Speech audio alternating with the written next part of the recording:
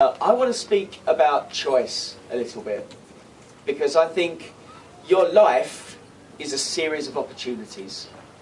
That's all it is if you really think about it. A series of opportunities or a series of chances strung together by the choices that you make. Now, there are some things in our life, there are some choices or things that happen or are chosen for us, things that we can't change. I didn't choose to have the worst day of my life when I was 17 and break my neck in a game of rugby.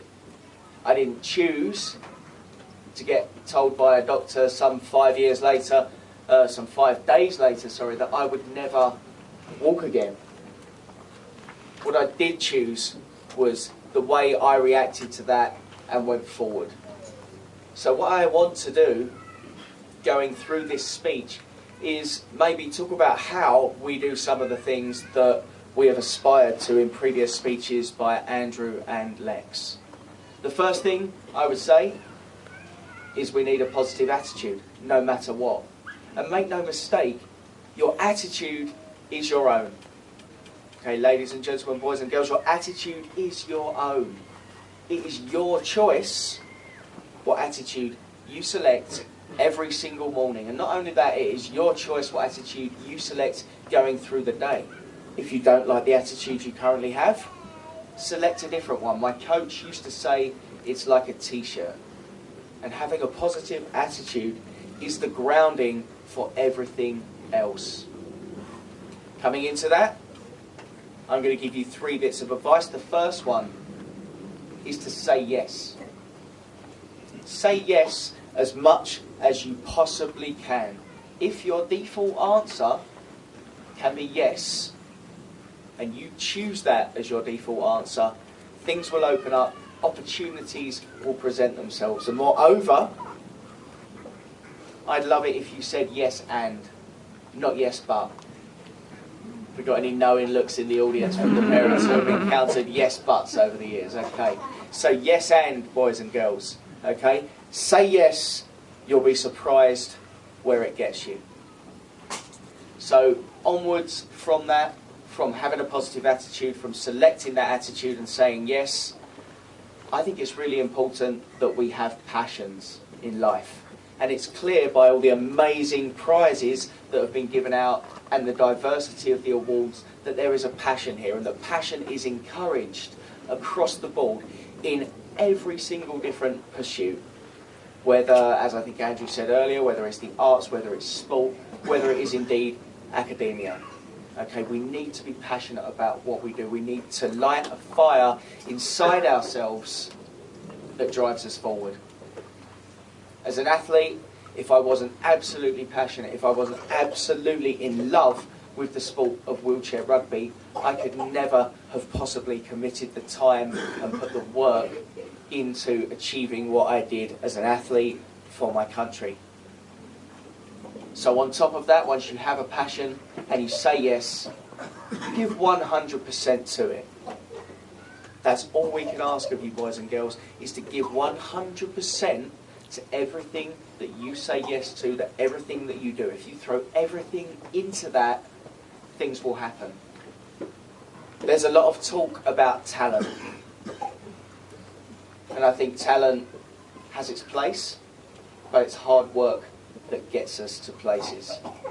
As I sit here before you, I am 4 years past being a talented wheelchair rugby player.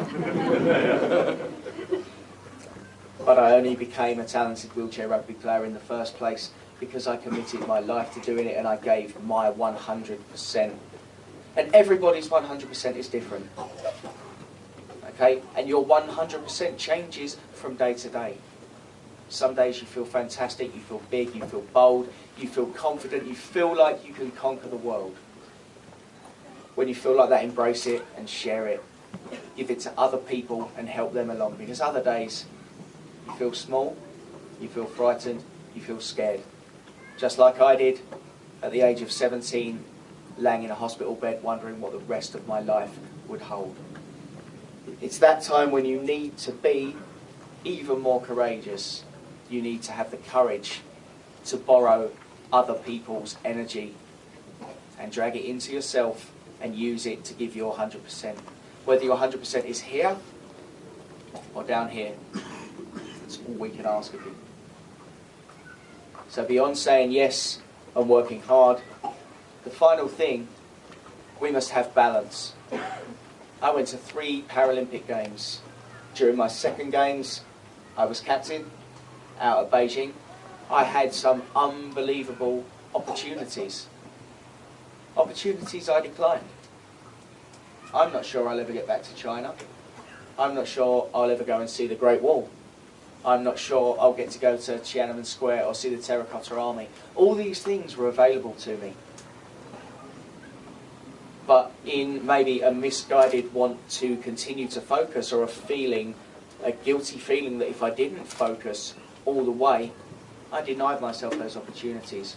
What I've come to learn is we must give 100% when we're focused on the job at hand, but we must also step back and have balance to live in the now, just as Lex said, and enjoy the life that is right in front of our eyes. So my final piece of information for you is simply to enjoy the moment, celebrate the moment, and celebrate your achievements. You said yes, you were passionate about it, you committed, you gave 100% of your energy towards it. Now step back and enjoy it. Because all that really matters is what happens right now.